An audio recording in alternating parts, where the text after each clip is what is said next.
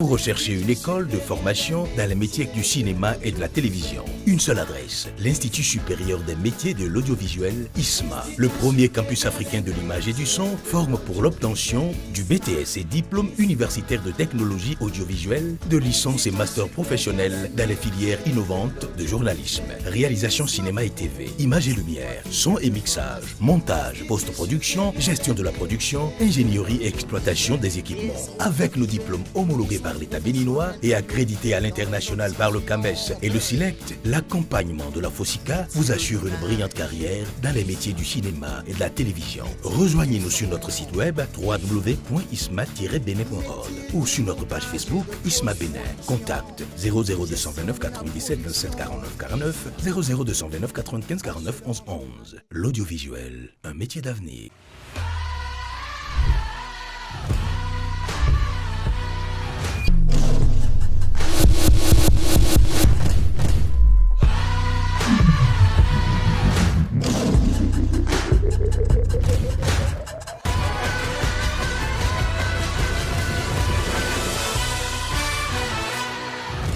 Mesdames et messieurs, bonjour et bienvenue sur Diagonale. Notre invité ce matin, c'est le professeur Placide Clédio. Avec lui, nous allons parler de la récurrente question des inondations à Cotonou. Les dernières pluies qui se sont abattues sur les grandes villes ont remis sur le tapis justement cette problématique.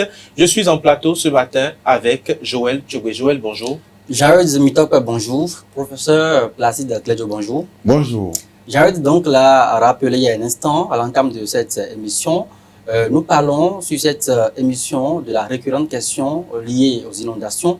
Professeur Placide Clédio, comment expliquez-vous ce phénomène? Merci.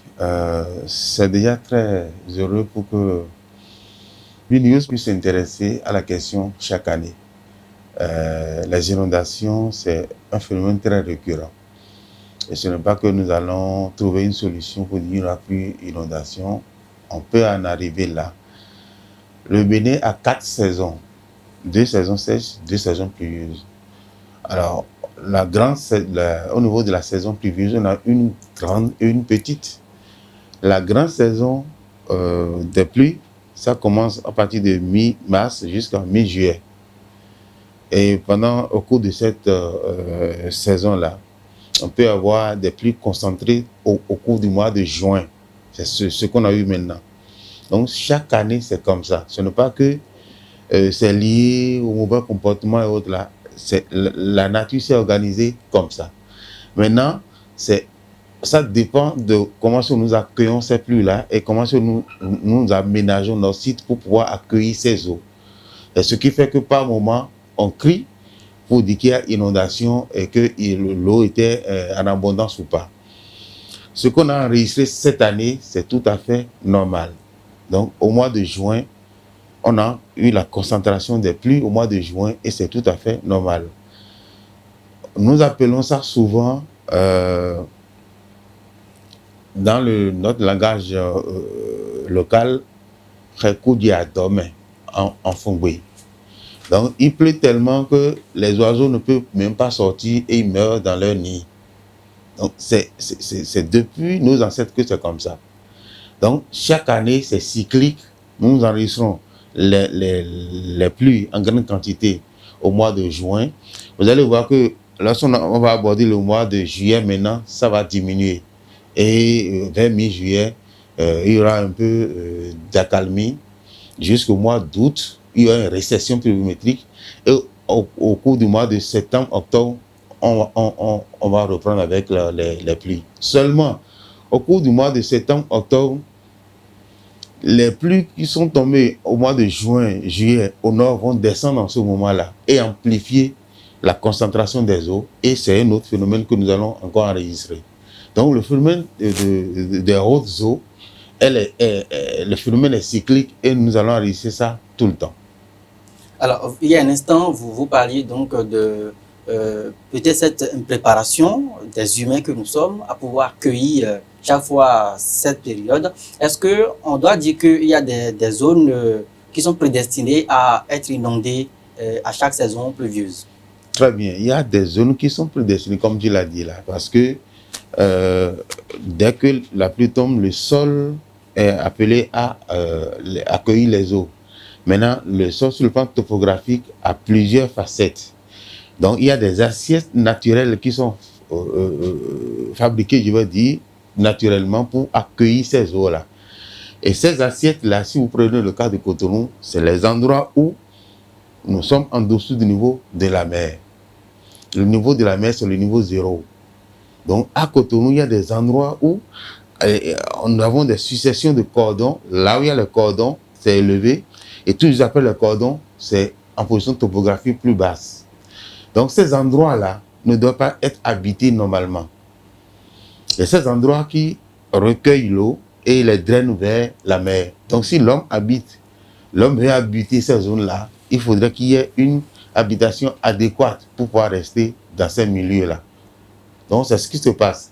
Normalement, à Cotonou, il y a des endroits qu'on a identifiés il y a des années pour dire ces endroits-là, on ne doit pas les habiter. On a même fait des balises pour dire les endroits-là, ce n'est pas propice à l'habitation. Le lit de l'eau, les bassins. Justement, même si vous prenez le lac Nokwe, le lac Nokwe, c'est un lac qui évolue, un lac évasé, mais au sud du lac, il y a une partie qui est occupée momentanément, par moment. Le lac déborde lorsqu'il y a les roseaux et le lac se retire. Alors, dès que le lac se retire, les hommes occupent. Et lorsque le lac revient naturellement dans son milieu, on parle d'inondation, que le haut est en train d'embêter. Donc, il y a des endroits où nous ne devons pas rester. Alors, si nous voulons rester, il faut adopter des types d'habitation propices pour occuper les bas-fonds, pour occuper vraiment ces zones-là, ce que nous n'avons pas fait. Donc, là, oui. Très bien. Professeur Placide Gledjo, c'est vrai qu'on va revenir, je vais revenir tout à l'heure sur la question de la pluviométrie, puisque vous avez abordé la question de façon générale. Oui. Mais avant, vous avez parlé tout à l'heure de l'assiette naturelle de l'eau. Vous avez pris le cas de Cotonou. Qu'en est-il d'Abomey-Calavi qui, ces dernières années, ou qui cette année même, est pratiquement inondé? Justement. Parce qu'on estime que le sol d'Abomey-Calavi n'est pas un sol propice à recevoir et à garder l'eau de pluie. Non, le sol d'Abomey-Calavi, c'est le plateau de terre de bas. Mais la particularité d'Abomey-Calavi, nous avons ce qu'on appelle les dépressions fermées. C'est à l'image de ce qu'on a à Cotonou. C'est qu'il y a des endroits où vous avez les points les plus bas sur le plan topographique, mais ça n'a pas d'issue pour que l'eau puisse vraiment circuler. Donc, depuis qu'ils ont commencé les lotissements à Calavi, je faisais plus de bruit pour intégrer le système, pour leur dire, vous ne pouvez pas faire le lotissement sans intégrer cette notion topographique de dépression fermée. Ça veut dire que les dépressions fermées, normalement, on doit les canaliser pour pouvoir faire sortir l'eau dans les collecteurs qu'on a prévus pour drainer les eaux vers le lac Nokwe. Ce qui n'est pas encore fait à Calavi. Donc, par moment, dès qu'il pleut, l'eau stagne en ces endroits-là et ne trouve pas d'issue. Quand on prend Calavi, des zones, par exemple, comme je vais prendre la partie à Kassato, quand on prend par exemple un peu la Zoka, ou quand on prend même la Zopa ou Kansumpa, par exemple, où on sent qu'il n'y a pas de cours d'eau à côté pour pouvoir envoyer l'eau. Comment fait-on, par exemple, pour drainer l'eau? Ce n'est pas cours d'eau, c'est la pente qu'on exploite. Donc, il faut faire des collecteurs en suivant la pente des collecteurs et maintenant drainer les eaux vers ces collecteurs-là. C'est tout. Ce n'est pas qu'il faut nécessairement un cours d'eau. Donc, dans les plans de lotissement, il faut prévoir des voies d'écoulement. Et au niveau de ces voies-là, on va mettre des collecteurs des grands collecteurs qui vont drainer les eaux vers le lac. Si vous prenez la voie qui quitte Pota pour aller vers Ouedo, oui. Vous voyez, normalement, la position topographique de Potala, on me dit que Potala, c'est élevé. Élevé, oui. Alors, lorsque c'est élevé comme ça, l'eau ne peut pas monter. Alors, il est prévu des caniveaux, ils ont enterré les caniveaux pratiquement pour pouvoir suivre la pente vers le lac Nokwe. C'est fait. Mais lorsqu'on a voulu reprendre la voie maintenant avec le programme d'asphaltage, oui. La voie qui quitte Ouedo pour Pota pour Ouedo, la voie est reprise actuellement. Alors, avec des bitumes. Alors, les caniveaux qui sont réalisés sont dépassés actuellement. Donc, ces caniveaux sont repris aujourd'hui par le système qui est réalisé plus en amont. Donc, nous ne sommes pas encore arrivés là où nous avons l'inondation maintenant au niveau de Pota. Nous ne sommes pas encore arrivés là. Donc, on doit reprendre tout le système de canalisation pour pouvoir faire évacuer les eaux. Ce qui s'est passé tout récemment, dès qu'il y a une grande quantité d'eau, l'eau s'est accumulée parce que ces caniveaux-là sont bouchés et ne sont plus opérationnels. Donc l'eau est restée sur le pavé et tout le monde est passé dans l'eau, sur la hauteur de près de 50 cm. Mais comme la pente existe, ça n'a pas fait 24 heures. Tout s'est écoulé. Un peu plus haut, vous parliez tantôt du débordement du lac Nokoué. Est-ce que cela suppose qu'il faut mettre en place une gestion? Parce que le vocable est revenu ces derniers mois. Est-ce que cela suppose qu'il faut mettre en place une gestion adéquate des cours d'eau, de nos plans d'eau? Oui, ça existe déjà. En fait, le lac Nokoué est débordé au mois de septembre, ce n'est pas au mois de juin. Les eaux que nous avons maintenant là, les eaux de la grande saison, servent à mouiller le bassin versant. Et au mois de septembre, toutes les eaux qui sont tombées, je vais dire, au nord, dans le Septentrion, ça descend, ça met 2 mois pour descendre. Et ça vient s'ajouter à la petite saison des pluies. Et ça qui fait que la quantité d'eau augmente et la gestion est un peu difficile. Alors en ce moment, le lac Nokoué prend beaucoup plus de volume et comme c'est un lac évasé, l'eau s'étale facilement.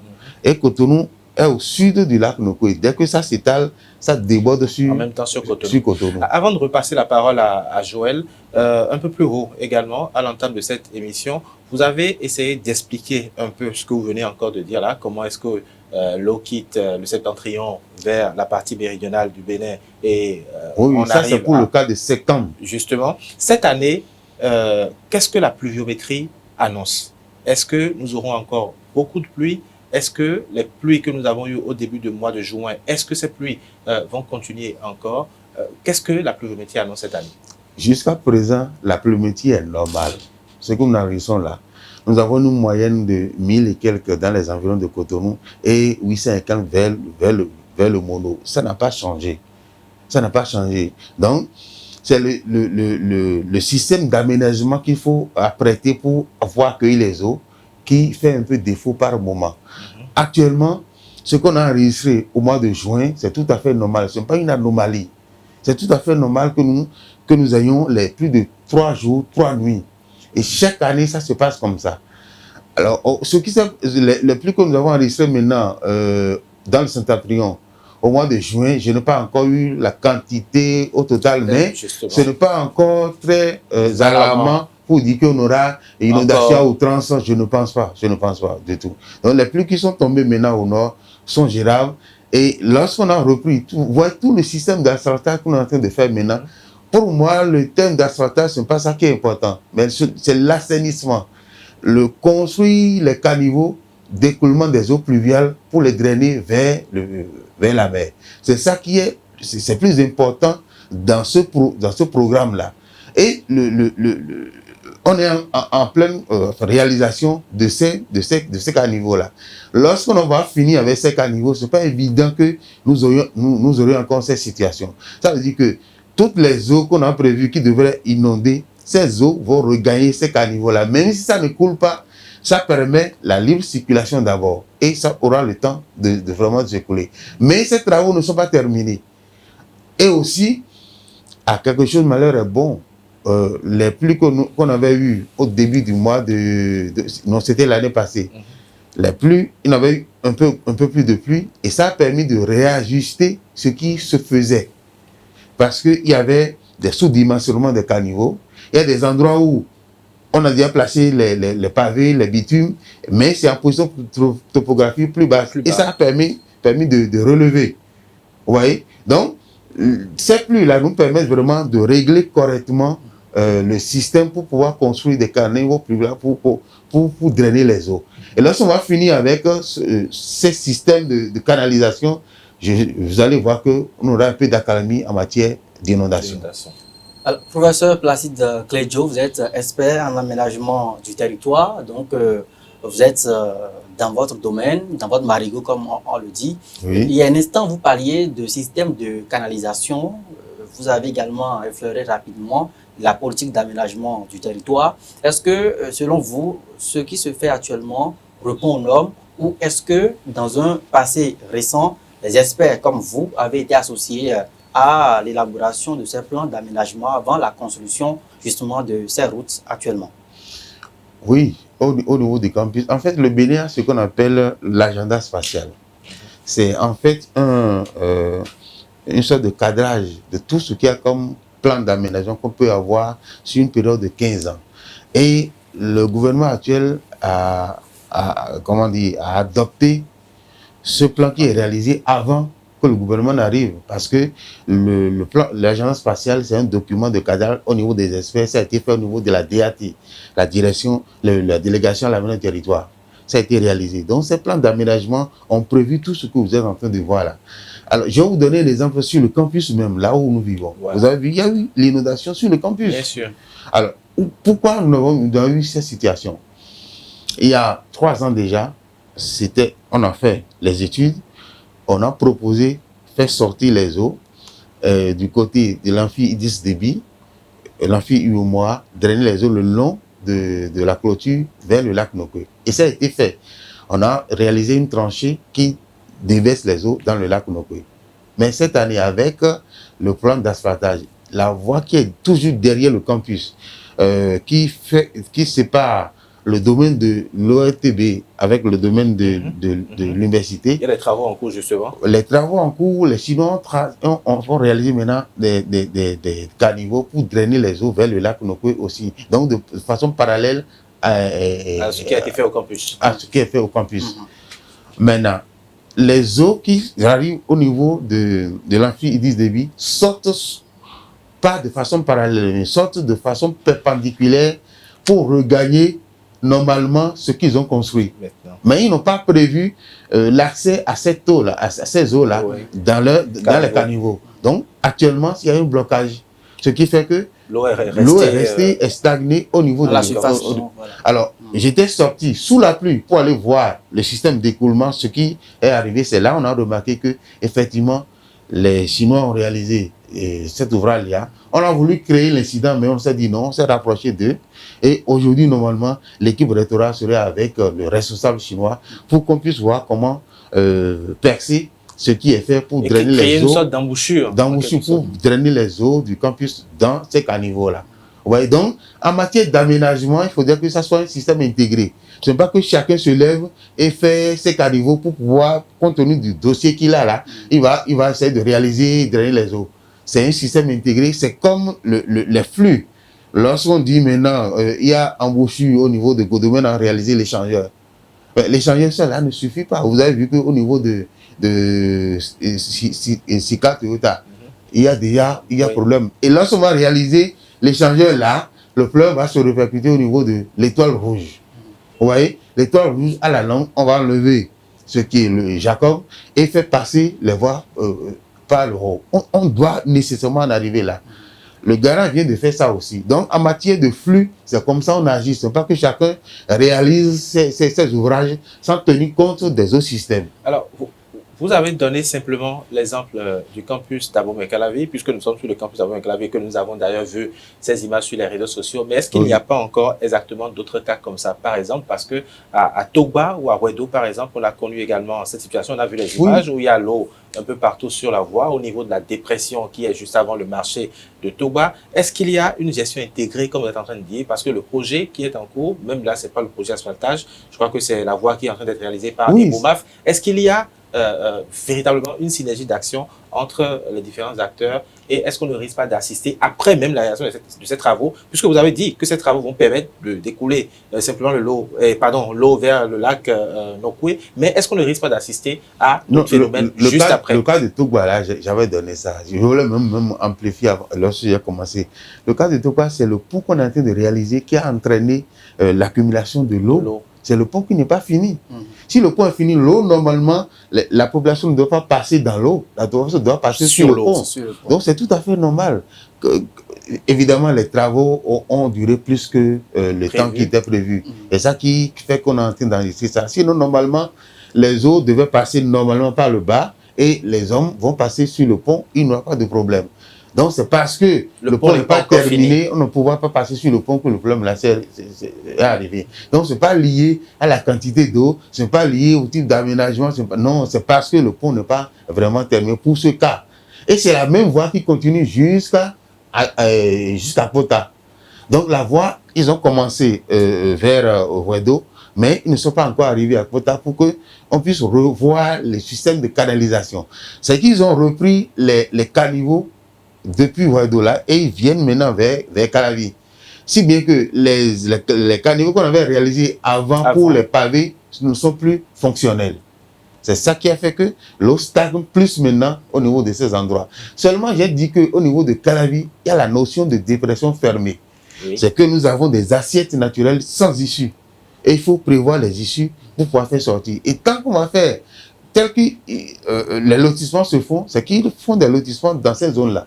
On envoie la population habiter ces zones de dépression fermée, si bien que lorsqu'ils se construisent, l'eau stagne là et ça n'a pas d'issue. C'est vraiment dangereux. Alors, lorsque vous dites qu'on envoie les populations habiter donc ces zones-là qui sont répertoriées, la faute est à qui? La faute, c'est justement le fait d'intégrer les spécialistes d'aménagement et des géographes dans le système de lotissement. Il n'y a pas, comment dire, synergie et interaction entre ces deux acteurs-là. Nous, on a parlé de ce qu'il faut, la dépression fermée. Il y a la chance aujourd'hui, nous avons la chance, je vais dire que le maire actuel d'Abomey Calavi, il est en sociologie ici. Donc, c'est quelqu'un qui connaît déjà, qui a une notion d'aménagement et il saura ce qu'il faut faire désormais. Sinon, on a toujours parlé de ça, mais dès qu'il commence les lotissements, l'argent prime sur tout le reste et puis il ne tient pas compte de ce qu'on est en train de dire. On ne peut pas faire un lotissement sans tenir compte de la topographie. Vous voyez, on ne peut pas aller loger des gens dans les assiettes des eaux. Ça ne peut pas se faire. Très bien, nous sommes pratiquement à la fin de cette émission, il nous reste environ 5 minutes. Au regard de tout ce que vous avez vu, ça fait quand même des années que vous êtes souvent consulté sur les questions liées aux inondations. Au regard de ce que vous voyez depuis quelques mois, ou mettons depuis 1 ou 2 ans, est-ce que vous pouvez aujourd'hui jurer et dire que nous sommes en train d'aller au bout de ces questions liées aux inondations? Oui, tout à fait. Il y a espoir parce qu'au départ, on n'avait pas ces systèmes depuis le président Soglo jusqu'à maintenant là. Et à chaque année, il y a des collecteurs qui sont construits, les caniveaux qui sont construits pour pouvoir accueillir les eaux. En fait, pour régler le problème d'inondation, surtout à Cotonou, on avait 2 éventualités. Soit on relève tout le niveau de Cotonou et c'est cher.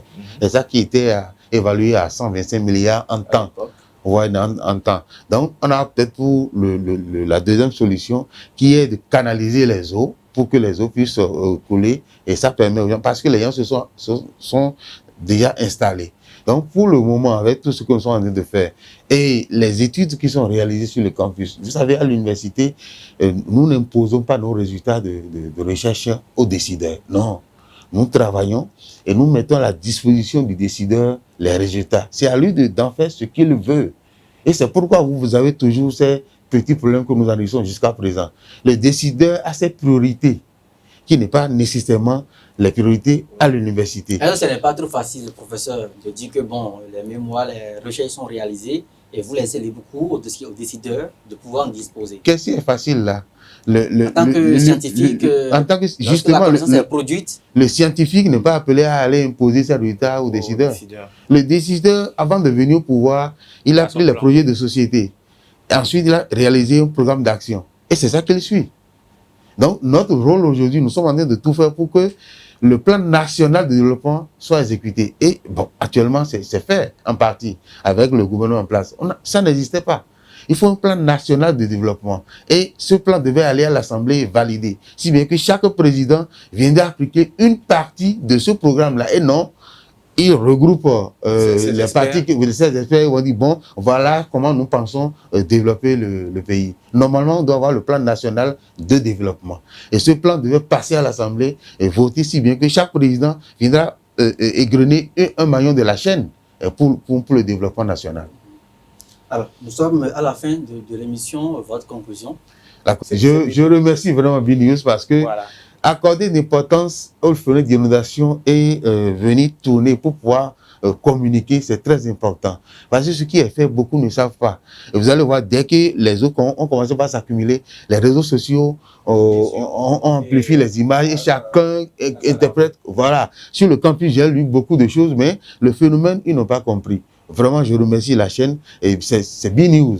Vraiment, je vous remercie et continuez de la sorte pour que nous puissions avoir l'occasion d'échanger avec les solutions pour pouvoir régler les problèmes d'inondation au Bénin.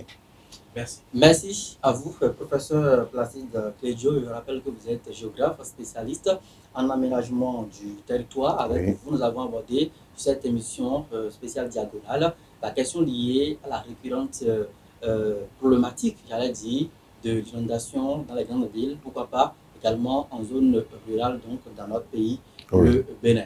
Merci à vous, Jared Moutok. Merci. C'est la fin de cette émission. On se retrouve très prochainement.